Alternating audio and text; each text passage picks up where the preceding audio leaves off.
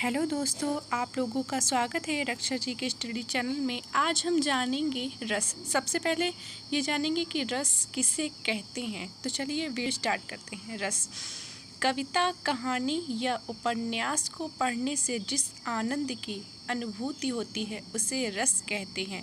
रस काव्य की आत्मा है। रस दो प्रकार के होते हैं। नंबर 1 स्थायी भाव, नंबर 2 संचारी भाव। नेक्स्ट दोस्तों, अब हम जानेंगे रस के स्थायी भाव। तो चलिए देखते हैं। श्रृंगार रस का स्थायी भाव रति, हास्य रस का स्थायी भाव हास, करुण रस का स्थायी भाव शोक, रौद्र रस का स्थायी भाव क्रोध, वीर रस का स्थायी भाव उत्साह, भयानक रस का स्थायी भाव भय, विभत्स का स्थायी भाव जुगुप्सा, अद्भुत का विस्मय, शांत का निर्वेद, वात्सल्य का वात्सलता। नेक्स्ट देखिए, श्रृंगार रस किसे कहते हैं। जब किसी काव्य में नायक नायिका के प्रेम, मिलने, बिछुड़ने आदि जैसी क्रियाओं का वर्णन होता है तो वहाँ श्रृंगार रस होता है। यह दो प्रकार के होते हैं, संयोग श्रृंगार, वियोग श्रृंगार। संयोग श्रृंगार रस किसे, जब नायक नायिका के मिलने और प्रेम क्रियाओं का वर्णन होता है तो संयोग श्रृंगार रस होता है। उदाहरण देखिए, मेरी तो गिरधर गोपाल दूसरों न कोई, जाकी तो गिरधर गोपाल दूसरों न कोई। नेक्स्ट देखिए, वियोग श्रृंगार रस, जब नायक नायिका के बिछुड़ने का वर्णन होता है वहाँ वियोग श्रृंगार रस होता है। उदाहरण देखिए, हे खग मृग हे मधुकर श्रेणी, तुम देखी सीता मृग नैनी। नेक्स्ट देखिए, हास्य रस किसे कहते हैं। जब किसी काव्य आदि को पढ़कर हंसी आए तो समझ लीजिए वहाँ हास्य रस होगा। उदाहरण देखिए, चींटी चढ़ी पहाड़ पे मरने के वास्ते, नीचे खड़े कपिल देव केंच लेने के वास्ते। नेक्स्ट देखिए दोस्तों, करुण रस, जब भी किसी साहित्यिक काव्य, गद्य आदि को पढ़ने के बाद में करुणा दया का भाव उत्पन्न हो तो करुण रस होता है। उदाहरण देखिए, दुख ही जीवन की कथा रही, क्या कहूँ आज जो नहीं कही। नेक्स्ट देखिए दोस्तों, नेक्स्ट देखिए रौद्र रस, जब किसी काव्य में किसी व्यक्ति के क्रोध का वर्णन होता है तो वहाँ रौद्र रस होता है। उदाहरण देखिए, अस कही रघुपति चाप चढ़ावा, यह मत लक्ष्मण के मन भावा, संधा नेहु प्रभु बिसिख कराला, उठी ऊधती उर अंतर ज्वाला। नेक्स्ट होगा दोस्तों वीर रस।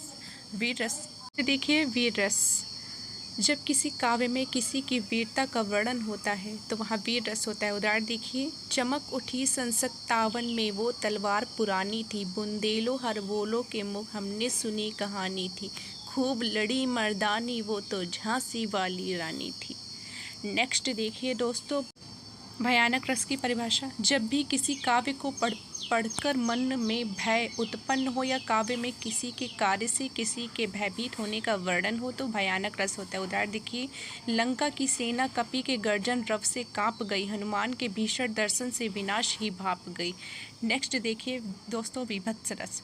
विभत्स यानी घृणा, जब भी किसी काव्य को पढ़कर मन में घृणा आए तो विभत्स रस होता है। ये रस मुख्यतः युद्धों के वर्णन में पाया जाता है, जिनमें युद्ध के पश्चात लाशों, चील कौवों का बड़ा ही घृणास्पद वर्णन होता है। उदाहरण देखिए, को अंत डिनी की पहरी माल इतरात दिखावट, को चर्बी ले चोप सहित निज अंगनी ला। नेक्स्ट देखिए दोस्तों, अद्भुत रस, जब किसी गद्य कृति या काव्य में किसी ऐसी बात का वर्णन हो जिसे पढ़कर या सुनकर आश्चर्य हो तो अद्भुत रस होता है। उदाहरण देखिए दोस्तों, कनक भूधराकार शरीरा, समर भयंकर अतिबल वीरा। नेक्स्ट देखिए रस शांत रस, इसकी परिभाषा होगी, जब कभी ऐसे काव्यों को पढ़कर मन में असीम शांति का एवं दुनिया से मोह खत्म होने का भाव उत्पन्न हो तो वह शांत रस होता है।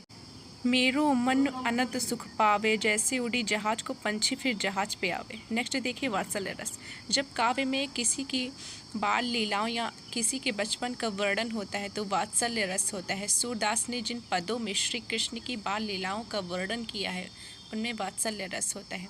उदाहरण देख लीजिए, मैया मोरी दाऊ ने बहुत खिजायो, मोसो कहत मोल की लीन्हो तू जसुमती कब जायो। वीडियो देखने के लिए धन्यवाद दोस्तों। जय हिंद, जय भारत।